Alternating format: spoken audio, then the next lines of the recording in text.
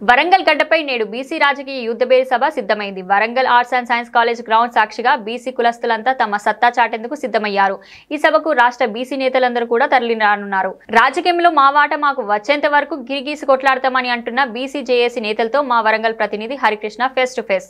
ఓరుగల్లు గడ్డ మీద బీసీ రాజకీయ సభ సిద్ధమైంది. ఇప్పటికే ఇటు ఏదైతే ఎమ్మెల్సీ చిన్మర్ మల్లన్న, ఇటు కూడా మాజీ చైర్మన్ సుందర్రాజ్ యాదవరంలో కూడా దాదాపుగా సభను అయితే పటిష్టాత్మకంగా తీసుకున్నారు. సభను సక్సెస్ చేసేందుకు కూడా దాదాపుగా 1,00,000 నుంచి 2,00,000 మందిని సభకు వచ్చే విధంగా కూడా ఇటు బీసీ కులస్తుల బంధువులందరూ కూడా తరలించే విధంగా అయితే సిద్ధం చేశారు. ప్రస్తుతం మనతో పాటు మాట్లాడేందుకు కూడా బీసీ నేత, ఇటు ఏదైతే ఖమ్మం, వరంగల్, నల్గొండ టీచర్స్ ఎమ్మెల్సీ స్వతంత్ర అభ్యర్థి, ఇటు మాజీ కూడా చైర్మన్ సుందర్రాజు మనతో ఉన్నారు. వారిని అడుగుదాం సభకు సంబంధించి ఎలాంటి ఏర్పాట్లు చేశారు, ఎంతమంది జన సమీకరణ ఉండబోతుంది, ఎవరెవరు అతిథులు ఇక్కడికి రాబోతున్నారు, వారి మాటల్లో వినే ప్రయత్నం చేద్దాం. చెప్పండి అన్న, సభ కనీవిని ఎరగని విధంగా కూడా సభ ఏర్పాట్లు అయితే పూర్తి చేశారు. ఈ సభకు ఎవరెవరు ముఖ్య అతిథులు రాబోతున్నారు, ఈ సభ ద్వారా బీసీ బాంధవులకు ఇటు ప్రభుత్వాలకు ఏం చెప్పదలుచుకున్నారు?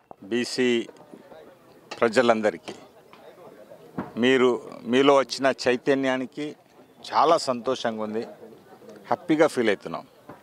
ఎందుకంటే మనం చూసాం ఈ ఆర్ట్స్ కాలేజ్ మైదానంలో ఎప్పుడు జరిగినా పార్టీల మీటింగ్లే జరిగినాయి. మొదటిసారి బీసీ గర్జన దాదాపు 1,00,000 మంది అంటే చరిత్రలో ఏనాడు జరగనిది ఈనాడు జరగబోతుంది. మొన్నటి వరకు ఓ లెక్క, ఇప్పటికెళ్ళి ఓ లెక్క మొదలైంది. మొన్నటి వరకు ఓట్లు మాయనే, సీట్లు మీయనాయి. ఈ సభ ద్వారా ఓట్లు మాయే, సీట్లు మాయే రాబోయే రోజుల్లో. ఈ సభ మేము దాదాపు 1,00,000 మందికి అరేంజ్మెంట్స్ చేశాము. కానీ వస్తున్న రెస్పాన్స్ చూస్తుంటే ఏ 2-3 లక్షలు వస్తాయో అంచనా వేయలేకుండా పోతున్నాం. నేను ప్రభుత్వాన్ని, పోలీసును కాస్త ట్రాఫిక్ కంట్రోల్లో మీరు కాస్త శ్రద్ధ చూపాలని, ఇబ్బంది పెట్టకుండా వచ్చే ప్రజలను, బీసీ ప్రజలను ఇబ్బంది పెట్టకుండా చూడండి. ఇబ్బంది మీరు పెట్టడానికి పోతే మేము ఆగ్రహం చెందుతాం. ఎందుకంటే మా సభకు మేము పోతుంటే మీరు అడ్డుపడ్డట్టు అవుతుంది. ఇది ఎవరు అడ్డుపడ్డా కానీ అగ్రవర్ణాలు అడ్డుపడ్డట్టు అవుతుంది. ఈ సభను ఫెయిల్ చేస్తే మాత్రం, ఇది చేయడానికి ప్రయత్నం చేస్తే మాత్రం ఇది 100% ఇది అగ్రవర్ణాల వల్ల ఇన్వాల్వ్ అయ్యే వాళ్ళు చేయాలని చేసినట్టు అవుతుంది. సో దయచేసి ఇన్నేళ్ళు మేము మీకు సహకరించినాం, ఇప్పటికెళ్ళి మీరు మాకు సహకరించాలని కోరుతున్నాం. ఈ సభకు దేశంకెళ్ళి, తమిళనాడు రాష్ట్రంకెళ్ళి డిఎంకే పార్టీ ఎంపీ విల్సన్ గారు రాబోతున్నారు. వీరితో పాటు ఆర్జేడీ ముఖ్య నేత లాలూ ప్రసాద్ కూతురు మీసా భారతి యాదవ్ గారు రాబోతున్నారు. అదేవిధంగా ఉత్తరప్రదేశ్కి వెళ్ళి సమాజ్వాదీ పార్టీ ఎంపీ ధర్మేందర్ యాదవ్ గారు రాబోతున్నారు. వీరితో పాటు ఢిల్లీకి వెళ్ళి సూరజ్ మండల్ కూడా వస్తున్నారు. అదే కాకుండా రాష్ట్రంలో ముఖ్య నేతలు మనకు బండ ప్రకాష్ గారు, తర్వాత మధుసూదన్ చారి గారు, తర్వాత అందరి నాయకులకు ఇన్విటేషన్ ఇవ్వడం జరిగింది. ఇప్పుడు మీరందరూ తెలుసుకోవాల్సింది ఏంటంటే, బీసీ గట్టు మీద ఉంటారా, ఓసీ గట్టు మీద ఉంటారా మీరు ఆలోచించుకోవాలి. మొన్నటి వరకు అందరం ఓసీ గట్టు మీద ఉన్నాం, ఇప్పుడు క్లియర్ కట్గా బీసీ ప్రజలందరూ ఐక్యమయ్యారు. సో ఈ గట్టు మీద చేరితే మీకు భావితరాలలో మిమ్మల్ని అందరూ గౌరవిస్తారు. అటు కాకుండా అయినా మేము ఓసీ గట్టు మీదనే ఉంటాం, వా పార్టీలో ఉంటాం అనుకుంటే మీరు ఇబ్బంది పడతారు.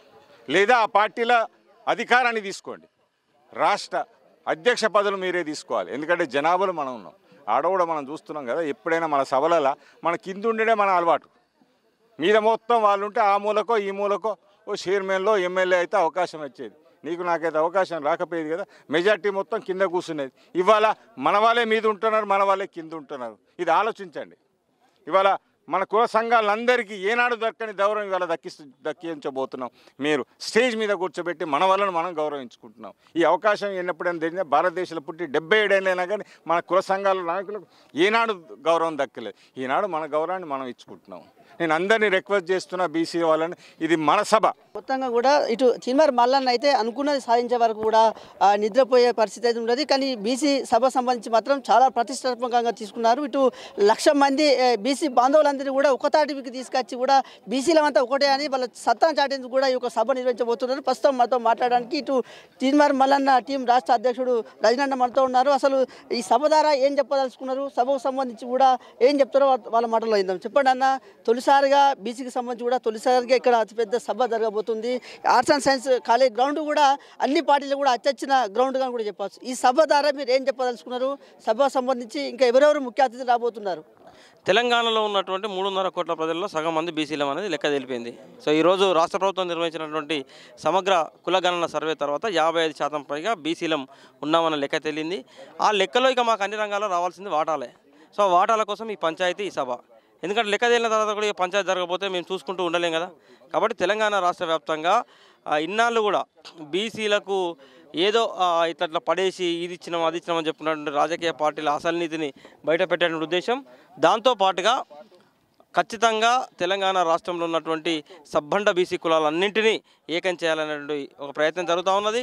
గతంలో ఎప్పుడూ లేని విధంగా అసలు బీసీలు అంటే బీసీలను ఏం చేశారంటే బ్యాక్వర్డ్ క్లాసులు, వీళ్ళు వెనుకబడ్డ తరగతులు, వీళ్ళు కలిసి ఉండలేరు, కులాల మధ్యలో కుంపట్లు, ఈ పంచాయతీలు పెట్టి రాజకీయ పార్టీలు, దొరలు వాళ్ళందరూ కూడా వాళ్ళకి కావాల్సిన చేసుకొని పోయారు.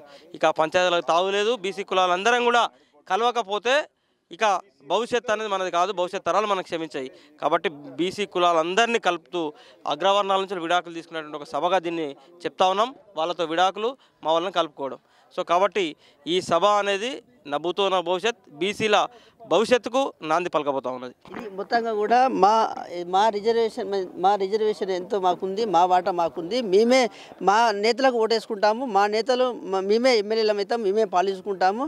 అందుకే మేము కొట్లాడేందుకే ఇక్కడ ఓరుగల్లు నగరంలో అయితే ఇటు బీసీ రాజకీయ యుద్ధ పేరు సభ మోగిస్తున్నాము. దాదాపుగా వారం రోజుల నుంచి కూడా ఇక్కడే తిష్ట వేసి కూడా దాదాపుగా 1,00,000 నుంచి 2 లక్షల మంది బీసీ కుల బాంధవులను ఈ సభకు తరలించే విధంగా అయితే మేము కసరత్తు చేస్తున్నాము. స్టేజ్ మీద దాదాపుగా అన్ని బీసీ కులాలకు సంబంధించి కూడా బంధువులందరినీ కూడా దాదాపుగా 300 మందిని కూర్చున్న విధంగా ఇటు మేము సిటీ కెపాసిటీకి సంబంధించి కూడా ఏర్పాటు చేశాము. ఇటు బయటి రాష్ట్రాలతో పాటు ఇటు బయటి నుండి కూడా ఇటు బీసీకి సంబంధించిన ముఖ్య నేతలు కూడా రాబోతున్నారు. ఇటు తెలంగాణ రాష్ట్రానికి సంబంధించిన బీసీ నేతలు కూడా ఆయా పార్టీ నుంచి కూడా బీసీ నేతలు ముఖ్య అతిథులుగా రాబోతున్నారంటూ కూడా ఇటు బీసీ రాజకీయ యుద్ధ పేరు సభకు సంబంధించి కూడా నేతలు చెప్తున్న పరిస్థితి వరంగల్ జిల్లాలో ఉందని చెప్పవచ్చు. Journalist Sudheer Tarakrishna, S6 news, Warangal.